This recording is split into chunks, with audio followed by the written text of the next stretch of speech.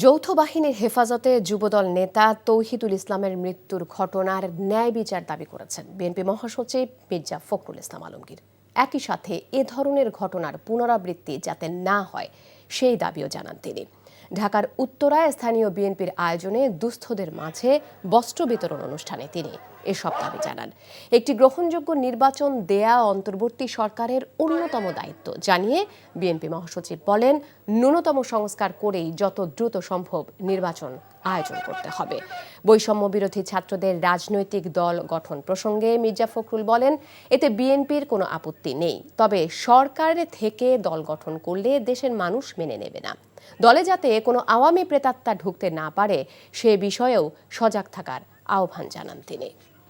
কুমিল্লায় আমাদের যুবদলের এক নেতাকে তুলে নিয়ে যাওয়ার পরে যৌথ বাহিনীতে সেই তারপর সকালেই মারা গেছে। এই ধরনের ঘটনা যেন পুনরাবৃত্তি না হয়, যারা এই ঘটনা ঘটিয়েছে তাদেরকে অবশ্যই বিচারের আওতায় নিয়ে আসতে হবে। যত দ্রুত সম্ভব আপনারা এই ন্যূনতম সংস্কার যেটা প্রয়োজন, অর্থাৎ মানুষ যেন সঠিকভাবে ভোট দিতে পারে, বিচারটা যেন মানুষ সঠিক পায়, প্রশাসন যেন কোনো পক্ষপাতিত্ব না করে, এই বিষয়গুলো দেখে আপনারা একটা ভোটের আয়োজন করেন।